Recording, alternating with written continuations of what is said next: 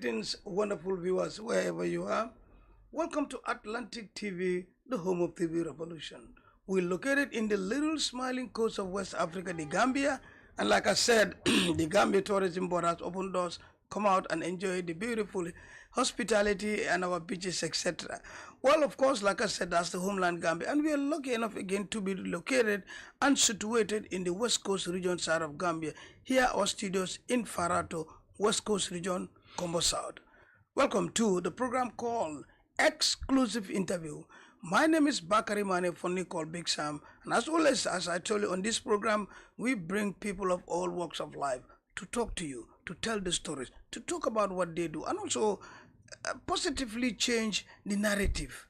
And today, I'm happy again to host one of Gambia's prominent activists in the game, and this is no other than Madi Jobateh, the Executive Director of Edward Francis Small Center for Rights and Justice. Honorable Madi, I call you Sir Honorable. Welcome to Atlantic TV. Again, I'm so happy that you're here this morning. Yes, I'm happy too. I think Madi is okay. So, Okay, Madi or Honorable. Yes, but great to be here once again, and keep up the work you guys do. I follow time and time. Oh, thank you, thank you. Yes, and yeah, thanks. Thank you so much. Yeah. And probably I think we are just from our homes and live our families, and some people are there. We must say hi to them. Good morning for a beautiful Monday. Yeah. Well, yes, I wish everyone a beautiful Monday. Bit chilly. Yeah, sure. Yes. Good that the weather has changed in that way. It's been a very hot period previously. But yeah, I mean, regards to all the viewers, and I hope they enjoy the conversation. Yeah.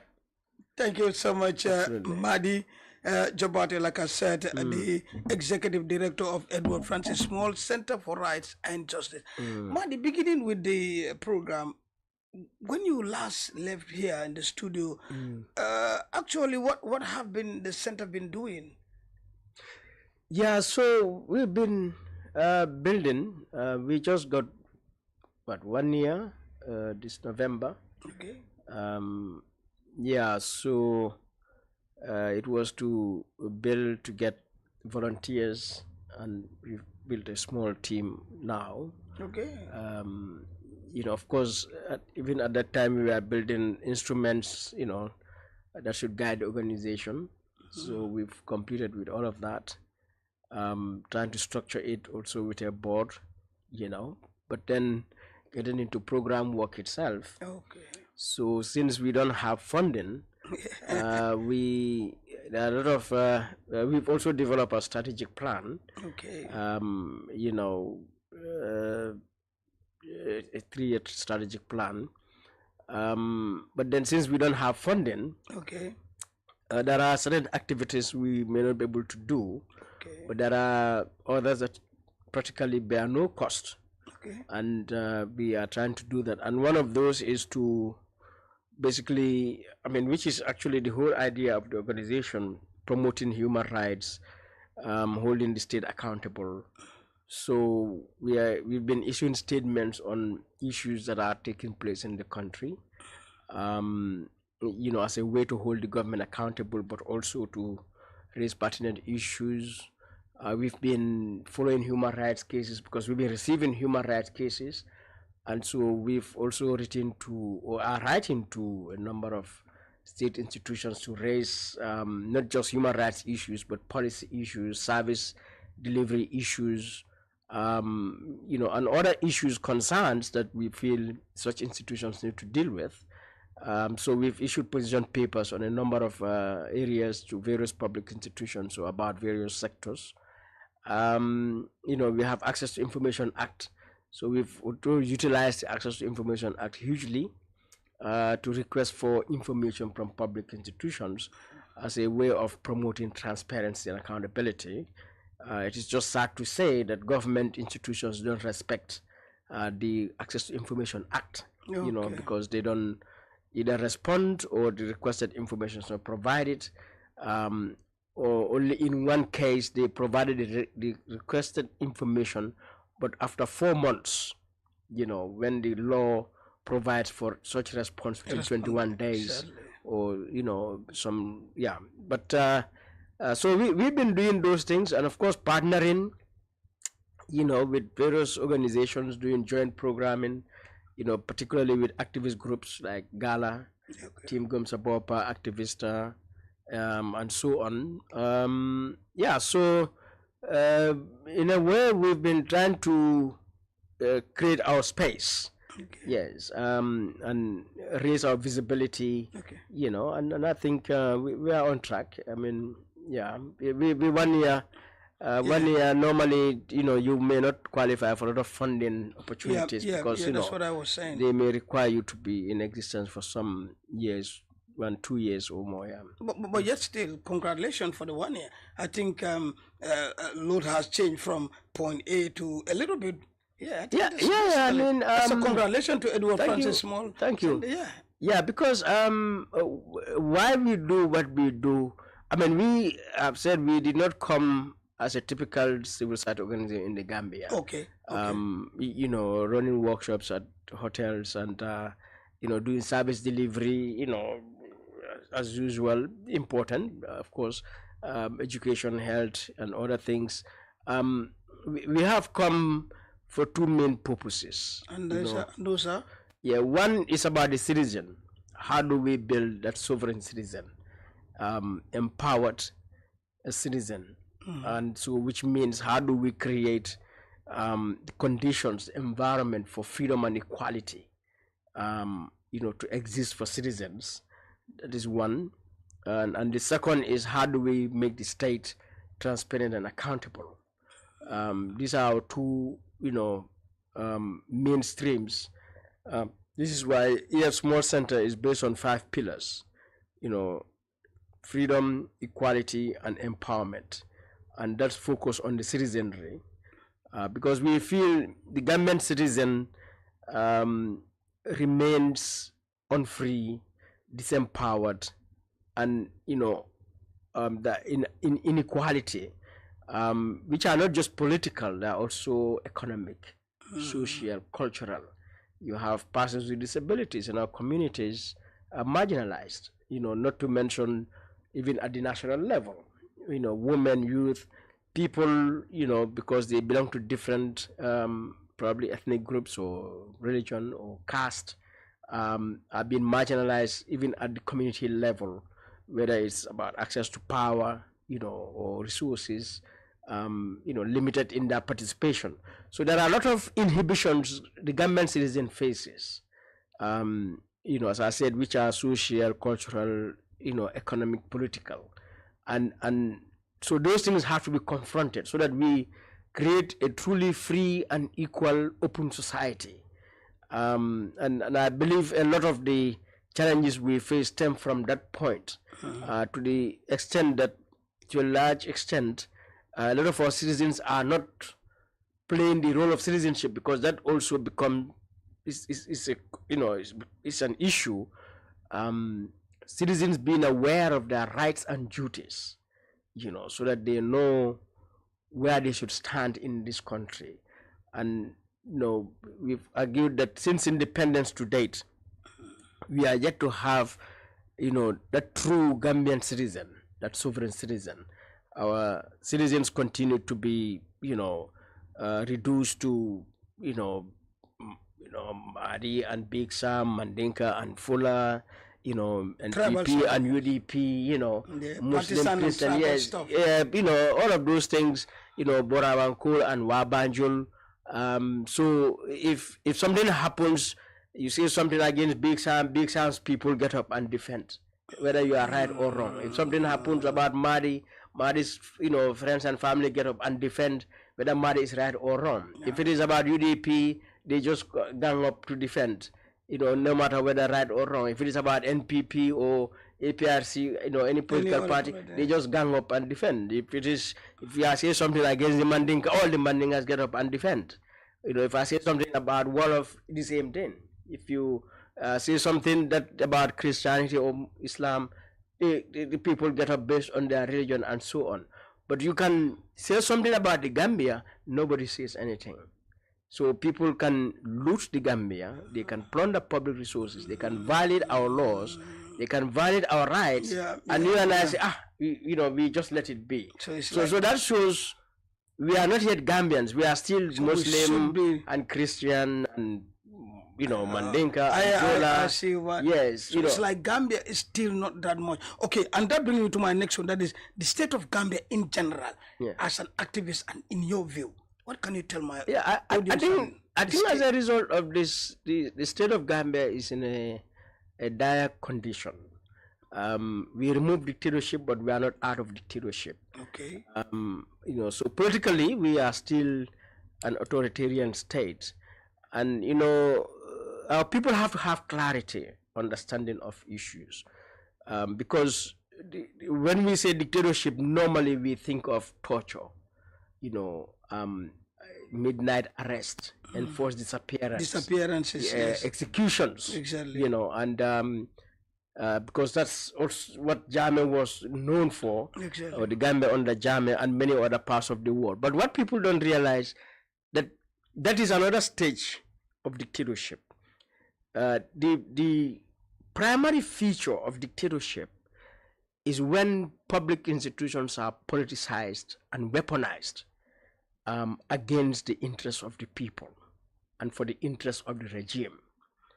And in the Gambia, that since 2017 has been the trend. I made a post these past few days highlighting that, for example, in terms of the police, that the recent case of the arrest of Boriture of UDP, much as I disagree with what Boriture expressed, but the way and manner he's arrested is also condemnable because it indicates selective justice, and which we should stand against. So that what that reflects is that since 2017, if one pays attention, you'll find consistently the police arrest, detain, charge, somebody who disagreed, criticized the president. As early as few months after January 2017, within 2017, when the new government was set up, they had arrested people like the APRC Bakary Monjata, people like Sirin Jai, where people like Mama Kande, they have been invited to the police for the statements that they make, which is just critical of government. We saw in 2018, they arrested people like Dr. Ismail Assise, as a university professor, speaking to issues in this country, and we've seen arrest of even comedians, Bora, Mohammed Dabo, because of their experiences. We've seen other political actors. At the time, UDP's Sabali and Bayasonko, all right, they are all arrested here for just statements. I mean, Sankare? Sonko. Sonko. So, and the list goes on. We've even seen in 2017 a lady charged for insulting the president, even though the case was dropped. But also a few months ago, another lady, Mariama Naba Dabo, I think that's the name, was sentenced for insulting the president. And then of course, how many times protests? 3 years Jotna, they protest, you arrest people. The Ghana protest, the Team Gomsabopa, and you have small, and you have dozens of young people of those protesters sent to Mile 2, put before the courts. I mean, subjected to due process in a way that is illegitimate and illegal because we are just exercising their right to hold the government to account. So they should not have been arrested in the first place. So that weaponization of laws, the Public Order Act, the weaponization of institutions, the police, the courts, these are the features of dictatorship. The weaponization of the National Assembly, using it to either destroy good laws, for example, the Constitution, the draft Constitution 2020, to destroy it, or to create laws that, like the Criminal Offences Act, with provisions that protect only select few. So when we say weaponization, that's a feature of dictatorship.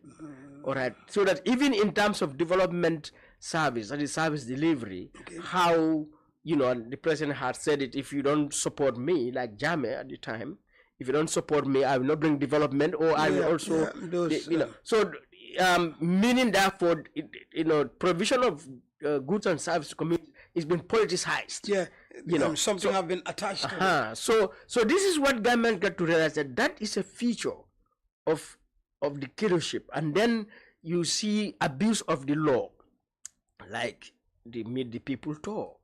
It's a complete violation of the constitution, the way it is conducted.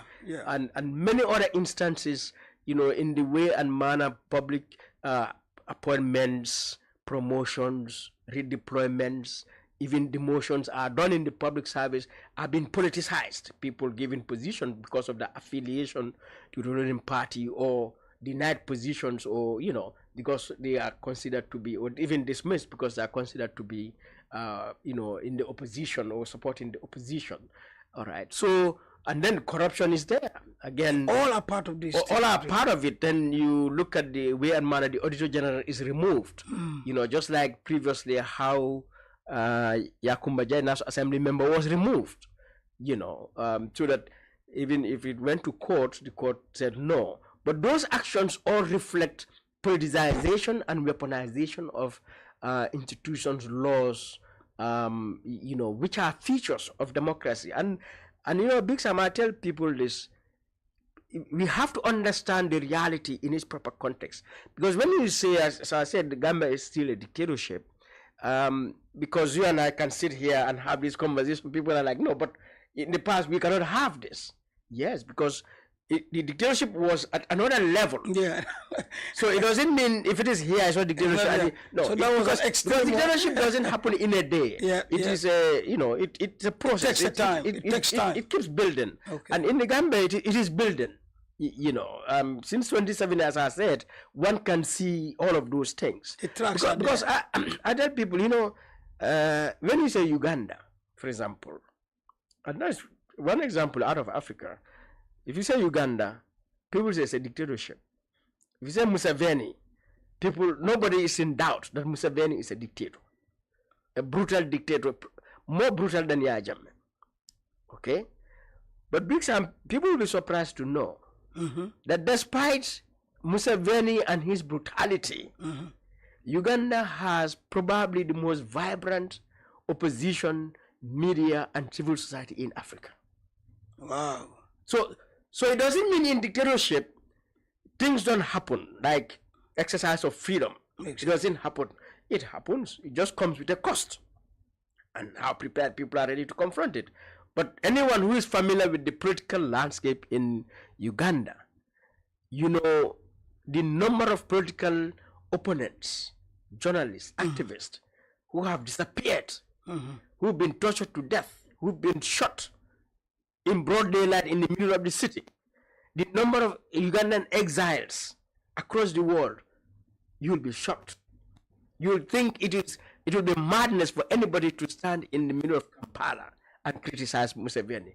But as we talk right now, one of the opposition leaders, Bobby Wine, is all over the country. But every day, armed police, armed military are, you know, I mean, attacking them, killing his people, you know, injuring them, jailing them every day. Today, open, you know, Bobby Wine's page or the news in Uganda, you will see it there today.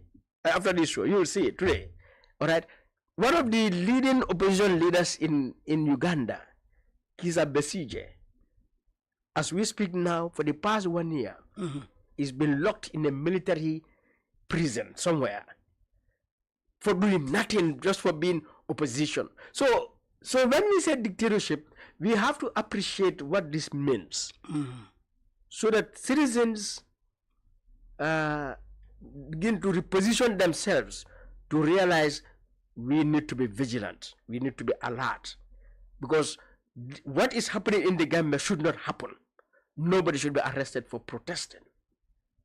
You know, nobody should be arrested for disagreeing with the president, for criticizing the government. None.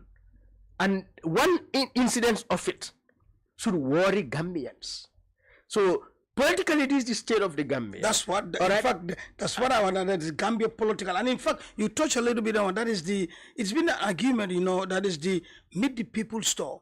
People said it is in the constitution, but it's been violated because it is politically used than it used to be in the days of Baba Jawar. In fact, well, Yaya Jammeh also changed a little bit of the dynamics of it, but it's still happening now, which is in state funds that have been used for that, and then actually it's not politics. Tell us a little bit about that and the state of politics in the Gambia. Break it down.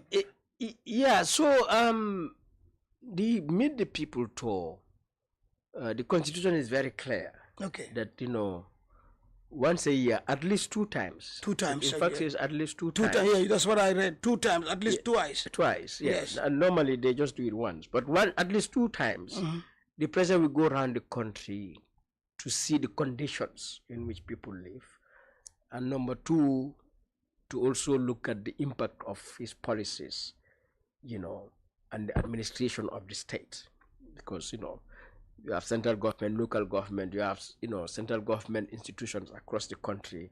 How are they managing the country? So when you look at it from a constitutional point of view, it is a very important exercise. But when you look at it from that perspective, you realize that this is like a field visit. It is a field visit. It is a part of the work of the president. Just that it takes him out now officially to do a field visit. And some of us in development work, in civil society, we do field visits, go to project sites, go to communities we are serving, go to our branches. We have branches around partners to go and see what is happening. So exercise, therefore, does not require the way it is done. That's what I was. And since Jammeh's time, the way it is done, yeah. Even during Jawara's time, it wasn't done quite properly. It's just that Jammeh transformed it completely different. Yes, and of course that is what is continuing now. Big Sam, if you ask me, I'll tell you, for this exercise, the president does not need more than 5 to 10 people to go on it. To go on it. He doesn't need to inform people in Boraba, I'm coming there, all right, or in Basse. There is no need for any cooking, for example. There is no need for any fanfare, any celebration, any reception. No, it is for the president. On a normal day, you go, to Banjul and go to the mayor's office. Go to the market. Market woman around. I'm here. Have a direct conversation. There's no need to identify who should be the speakers here, who should say this. No, you go and have a meeting with the people. Here, you go to Albion Primary School and enter the school, have a meeting with the teachers, with the school students. Go to the craft market. Even walk down the street and talk to people.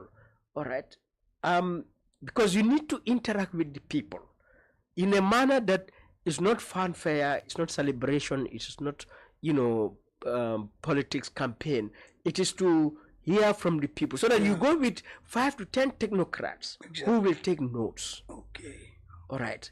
You go to, as I said, Banjul City Council, as a local government, office. But then you can go to the office of the executive director, executive coordinator, as they call it, which is under the office of the president. Part of central government. You go to Brikama. Farafenye. Karawan. It's like to know the people's problem and deliver on it. Right. So those technocrats, what's their work there? Yeah, so to take notes. Okay. So that, in the conversation, they can guide the conversation, guide the president, take notes. So you don't need to carry ministers, permanent secretaries, and so on. And luckily, Gambia being a small country, 400 kilometers, Banjul to Basse. So even if you are in Basse, and there is a conversation in which the Minister of Agriculture is required here, or the permanent secretary, we can easily call. Minister, can you come to Basse, and in 4 hours the person will be in Basse. Yeah. And we have a conversation, so you will cut down on on expenses. Everything. You know, per diems, food, vehicles, fuel. I mean, and then of course all the accidents that have been caused and taking people away from their offices. So it has to be. This is a very technical, serious field visit. That is how the meet the people anyway, should be done. It's not done. Yeah, so it is also rather unfortunate. Yeah, They did not only, you know, do it in the way they do it, but then, you know, they politicize it. Okay. And completely make it a partisan matter, which is a violation, because political parties should not use state resources for their activities. This is what I was saying. Yeah. And now they bring, you know, I mean, take state resources and use it to campaign for NPP and for the president's re-election. That should be a subject in the Meet the People tour, the president's re-election. It should not be a subject at all. All right. And then worse, to use it as a platform to attack people, to insult our people, opponents, the media, you know, human rights defenders, to caricature people, to divide people, you know. I mean, that's rather unfortunate. So the way and manner the people, this tour is done, it should be done as the Constitution requires. It should be done as the Constitution before, because we are running out of, but of recent, Edward Francis Small Center for Arts Rights Centers have been writing so many things. Is this that something is not going right or something? Tell us all about, because I mean you write every day and night. We've seen what is actually wrong. Because we are issuing statements practically every day on everything. Because Big Sam, for a long time in this country, in fact since independence, the narrative is controlled by the state. And a lot of the time, the narrative is not correct. It's, you know, this disinformation. All right, it's a diversion. It's a distortion. The government has been giving us that narrative all the time, and sadly, our people, you know, even if they don't believe, but generally, there's not a counter to that narrative, and so the narrative remains, and that is also in the heart of the poor governance and the corruption and the inefficiency that exists in this country.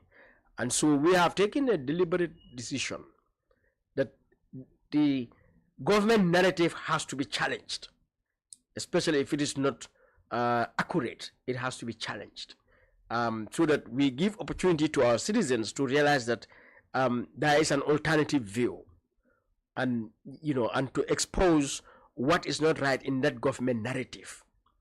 And so this is why we are issuing statements, but also it's a matter of record, because, you know, what we state, which is based on law, on policy, on services, on institutions, on government decisions and actions, we are documenting what government is doing or not doing and what is happening in this country, so that someday history will, you know,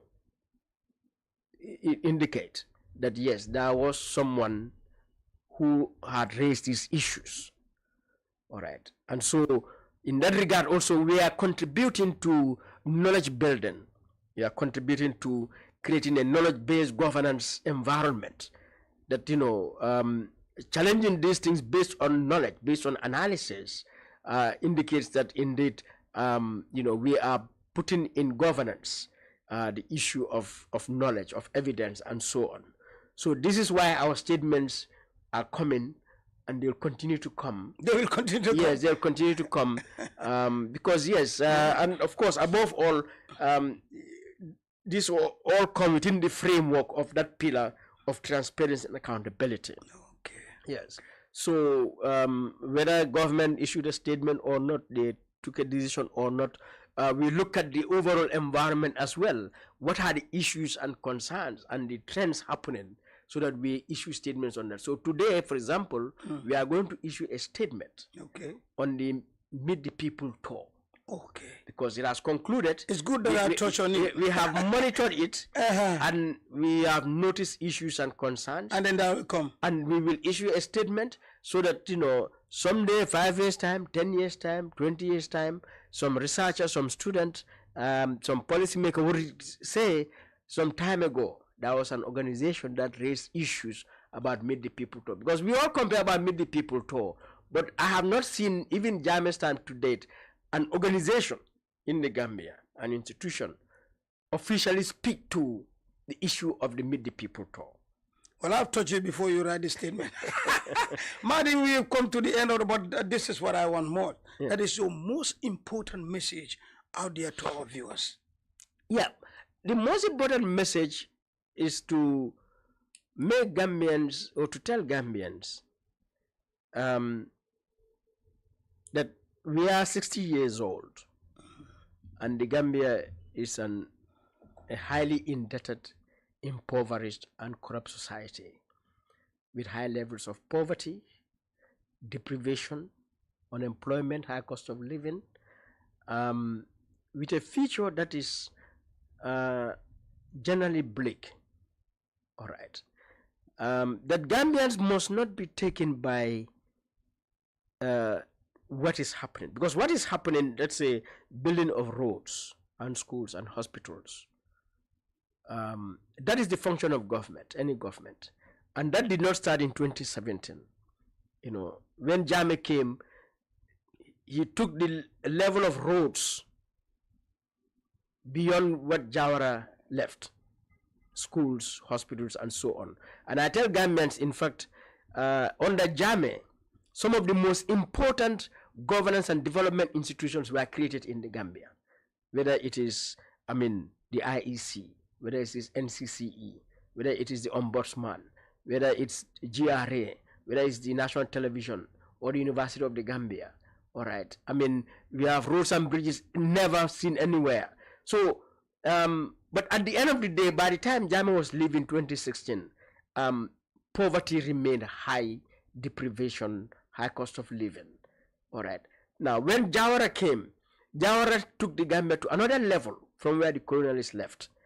By 1994, Jawara had set up the central bank. All right. NARI, for example, Gambia College, MDI, GTTI. All right. GAMTEL. The list goes on, and roads and schools, hospitals under him. But by the time Jawara was leaving, poverty, we were receiving food aid. So today we are here, 2025. Over the past 9 years, the trend continues. But what the indicators are that poverty is increasing, and you don't need to read any report. You live in this country. We are in Farato. You walk around the community of Farato, you see deprivation, of all kinds.